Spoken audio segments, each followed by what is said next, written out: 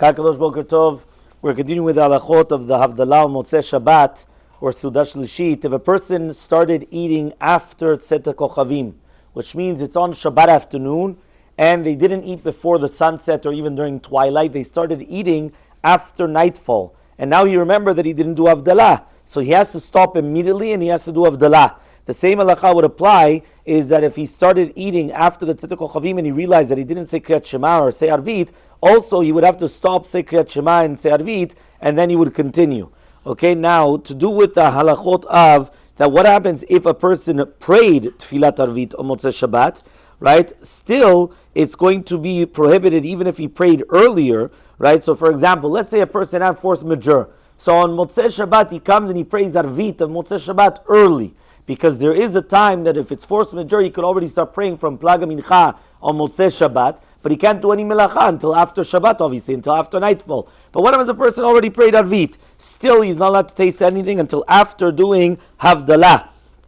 He says, but if a person came and he did Havdalah lakos during the day, so then he's allowed to eat immediately afterwards, even though he still did not do the bracha on ner and on bisamim. Obviously, he can't do the bracha on the ner because he can't light the fire. It's still Shabbat for him. But the second that he did Arvit and Havdalah, so therefore he cannot do a melacha. But to do with the eating, he would have been already able to eat, even though he did not make a bracha on ner or on the bisamim.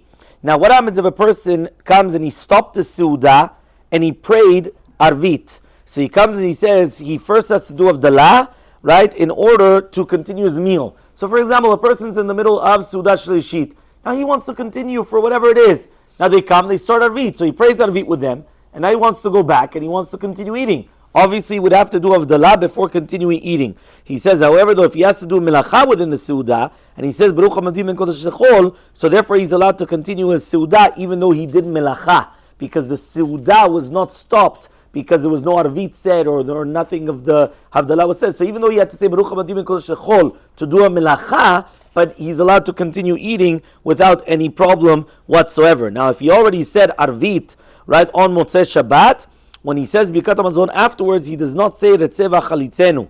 Okay, and that some people say he didn't even say Baruch HaMadim Ben Kodesh Lechol. He cannot say Retzeh V'Achalitzenu because once he took himself out of Shabbat, so now he cannot say Retzeh. Retzeh is only on Shabbat.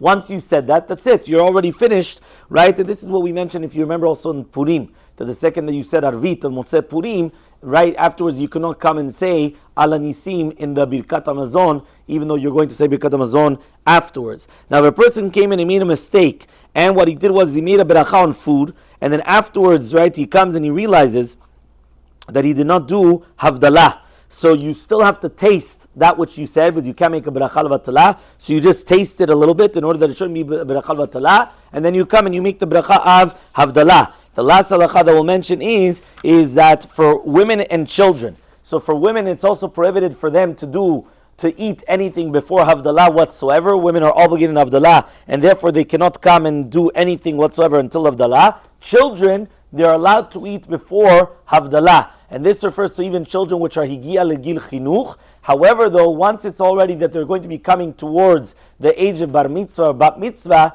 so then you should be very, very careful not to give them things to eat in order to start educating them. And even with that, only try to give to children when they really need to. However, if it's going to be extra things like candies or things like that you could tell them, no, 1 second. Before you're going to come and you're going to eat, make sure you do Havdalah, and then afterwards you're going to come and you're going to eat. But other than that, if it's something that they need, and it's not going to be like something like candies or something extra, so technically speaking, as long as they're under bar mitzvah, bat mitzvah, you're allowed to give them because children are not obligated in this mitzvah of the Havdalah to do with the Zman. Again, just once they can become mamash, the bar bat mitzvah age, you should be careful in order that they should already start getting accustomed not to eating before Havdalah.